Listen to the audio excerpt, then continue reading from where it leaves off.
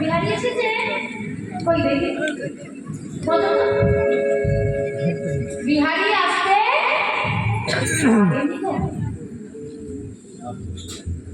হ্যাঁ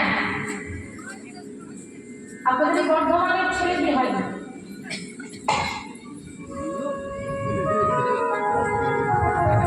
এই বর্ধমান থেকে হেঁটে হেঁটে যাবে কি উত্তরপ্রদেশ শুনে হেঁটে হেঁটে 5 বছরের ছেলে যাচ্ছে উত্তরপ্রদেশ বৃন্দাবন এত সুন্দর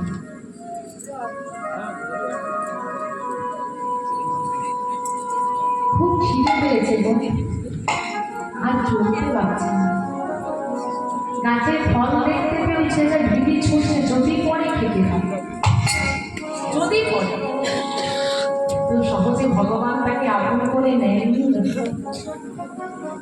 কারণ বাড়ির সামনে ঝড় এসে গেছে বাড়ির চৌকাঠের সামনে না বৃষ্টি ঠান্ডা বাতাস দিচ্ছে ঘুমিয়ে পড়েছে সকালবেলায় মা উঠে দেখছে ভোরের সামনে একটা কুকুর পেয়েছে কাজে ছেলে তো এখন মা চিন্তা করে ছেলেটা কাজে চলে এসেছে আমি দেখি ছেলে তো থাকতে আসেনি সে তো ঘর ছাড়তে এসেছে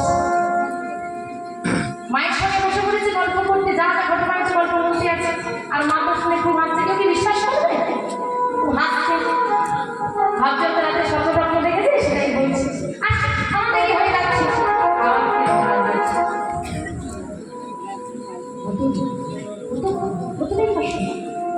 একটা সময় এসে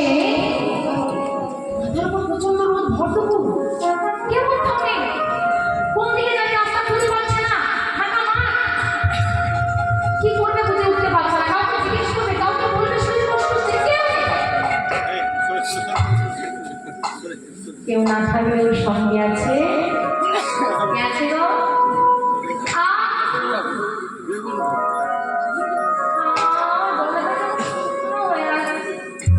খিদে পেয়েছে আমি আর ভাবতে পারছি না মা মা বাড়িতে থাকলে কিন্তু তুমি সময় মতো আমাকে খাইয়ে দিতে আর দেখো খুব খিদে পেয়েছে কেউ আমাকে খেতে দিচ্ছে না না মাকে তো ডাকলে হবে না মা বলে দিয়েছে কাকে ডাকতে দয়াময় তুমি কোথায় থাকো তোমায় কেমন দেখতে আমি জানি না শুধু মা বলেছে তোমাকে ডাকলেই তুমি আসো আমি যে আর চলতে পারছি না ধীরে ধীরে গিয়ে একটা গাছের তলায় বসে পড়েছে আর বাবা ভক্তের এমন কষ্ট দেখে ভগবানা পারল না মাথায় পাগড়ি বেঁধে পরনে একটা ধুতি পরে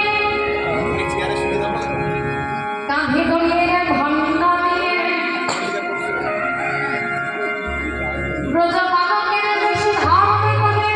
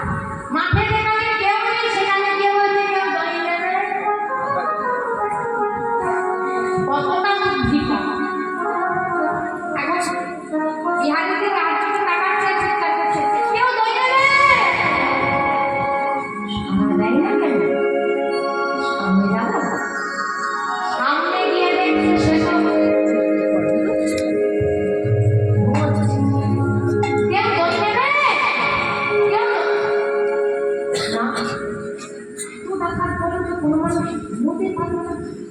তার মানে কি গো, খুদাই কৃষ্ণা চৈতন্য হয়ে গেছে, মানে অজ্ঞান হয়ে গেছে। ভাবো কতটা একটা মানুষ অসুস্থ হলে, ক্লান্ত হলে খুদার জ্বালাই সে অজ্ঞান হয়ে যেতে পারে। ভগবান ভক্তের দেহটা স্পর্শ করেছে। ও ভাই কে?